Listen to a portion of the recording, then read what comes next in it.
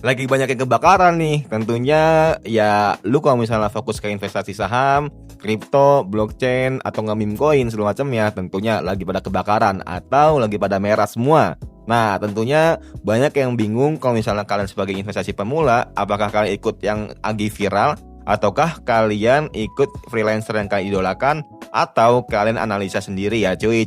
Hello guys, welcome in Bang Ari Jonong. Jadi kali ini aku mau sharing kalian. Di sini aku mau sharing aja, enggak memaksa kalian buat ngikutin pendapat aku. Tapi di sini gue mau tahu kalau misalnya kira-kira teman-teman di sini mau investasi apa dan lagi investasi apa ya cuy. Karena tentunya investasi ini dijadiin dua. Yang pertama untuk kekayaan, yang kedua untuk menjaga kekayaan. Tentunya nggak ada yang instan dan butuh proses yang lama. Nggak cuma sekedar cepet aja, nggak cuma sekedar scalping aja, tapi scalping juga punya risiko kalau misalnya teman-teman nggak paham fundamental dan teknikalnya juga ya cuy. Kembali lagi kita back to topik, kenapa kira-kira IHSG ini mengalami penurunan dan apa yang harus dilakuin sama investasi pemula atau kalian yang baru turun di dunia investasi ya cuy. Hal kecil kayak sekarang gue lagi baca-baca aja. Nah, kebetulan Antam tuh atau Mas Antam yang kemarin lagi viral banget dan sekarang bahkan mengalami kenaikan parah.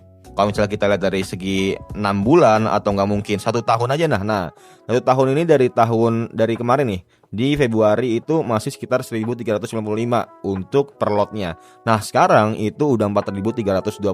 Kalau misalnya kita lihat dari skema per tahun itu emang ya tahulah untuk kenaikannya itu lumayan signifikan. Tapi kalau misalnya kita lihat dari segi perharinya, tentunya ini lossnya ini terlalu parah banget ya, terlalu merah banget. Tapi ingat teman-teman di sini kalau misalnya fokus jangka panjang ini is working. Nah tentunya work banget dan ya sebulan aja udah 32,11% untuk kenaikannya. Apalagi lu kemarin ngambilnya itu ketika 1 tahun kemarin tuh. Nah dan juga banyak yang bilang kalau misalnya nanti itu bakal lebih naik lagi, bakal lebih over lagi. Karena di data ini itu masih agak kurang. Nah menurut gue pribadi. Tapi misalnya lu lihat dari trading yang lain atau enggak dari chart yang lain itu udah nyampe sekitar 5.000-an lebih lah cuy. Dan inilah banyak momentum yang dipakai untuk membeli tentunya. Bukan menjual, bukan selling, tapi membeli dari BCA. Nah ini juga BCA hijau hari ini ya cuy. Dan tapi BCA juga agak kurang sih untuk masalah Big Four-nya ya. Dan pokoknya ketika lagi merah gini, kalau teman-teman ada rezeki atau uang dingin, coba dicicil aja dulu. Beli skema itu bertahap-tahap.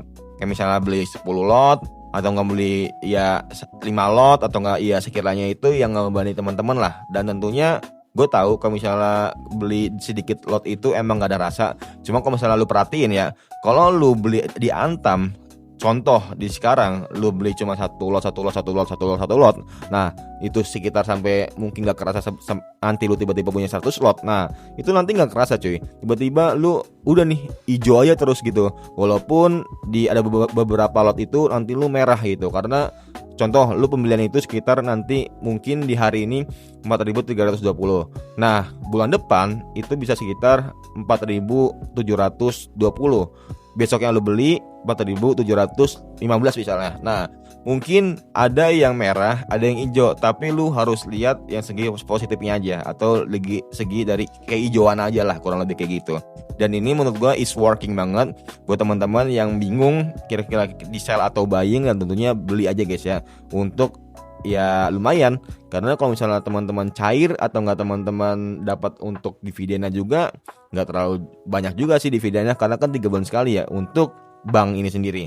Dan ya pokoknya teman-teman kalau misalnya sebagai pemula jangan cuma sekedar FOMO aja, tapi perlu menganalisa lebih lanjut lagi.